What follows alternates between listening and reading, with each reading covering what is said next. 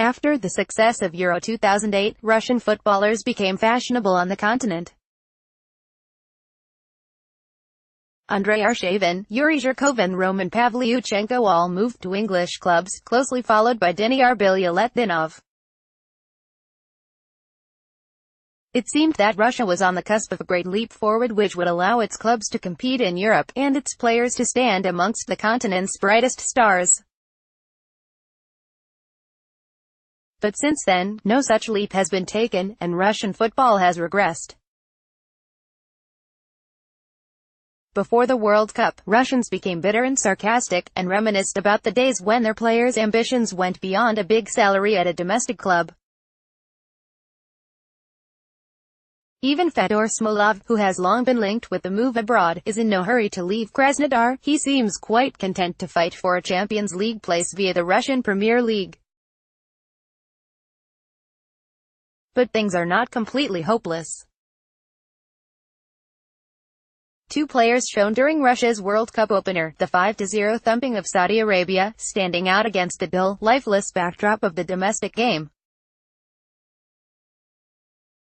First was Dmitry Cheryshev, who plays in Spain and was previously on the books at Real Madrid. The second was CSKA Moscow's Aleksandr Golovin. A creative midfielder, Golovin was first brought into the CSKA first team by Leonid Slutsky in 2016 as a relative unknown. Even then, Golovin stood out thanks to his vision, intelligence and quick thinking. His rise was quiet and gradual. He is not a flamboyant person and is not prone to announcing his ambitions publicly. But he worked hard, and a short time later he was a regular in the first team, replacing the experienced Roman Shirokov. That year, Slutsky, having taken over the Russian national side, included Golovin in his squad for the European Championship. The playmaker featured in all of Russia's group games, but was unable to influence the result. Russia crashed out of what was far from the toughest group, including Wales and Slovakia. What has changed since then? Golovin has matured, and his actions on the pitch have taken on a new level of class and confidence, although his playing style remains unchanged. Football agent Sandor Varga believes Slutsky is responsible for the midfielder's progress.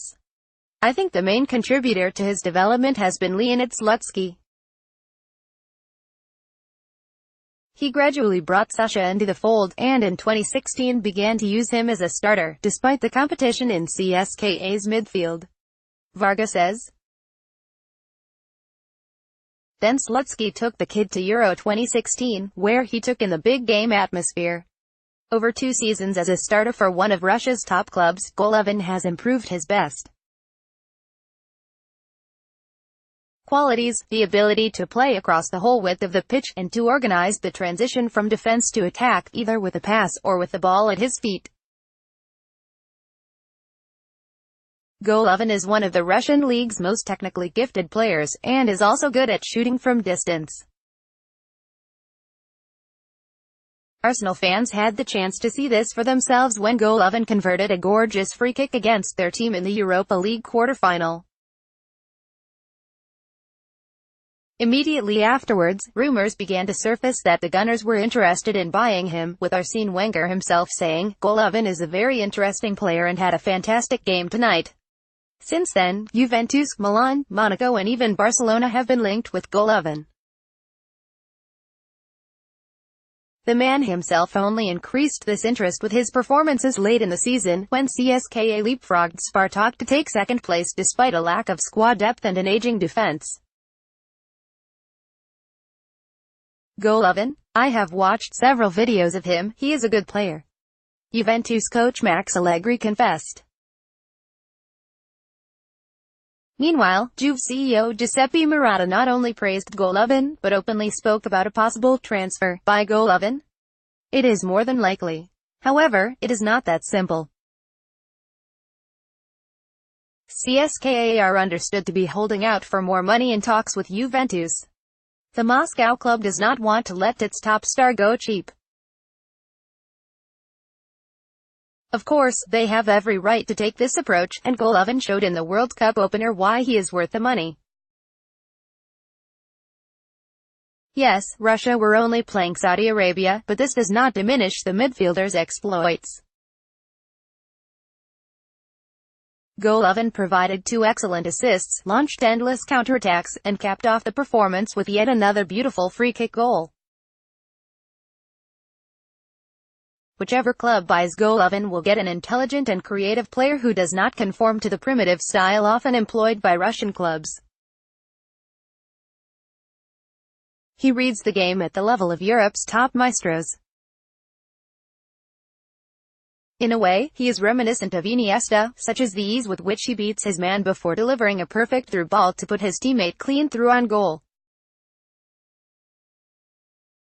Of course, Golovin is still young and lacks experience in Europe, so his transfer carries certain risks. However, for Russian fans, the praise heaped on Golovin from football's big names is a point of national pride, allowing them to hope for a better future for Russian football despite all of its problems. It is rare for Russian fans to feel this way about a player. Usually, footballers are seen as arrogant and conceited. But Golovin is different. After the game with Saudi Arabia, he appeared via satellite on a Russian TV talk show and, faced with a tirade of flattery, took off his microphone and retreated to the team bus.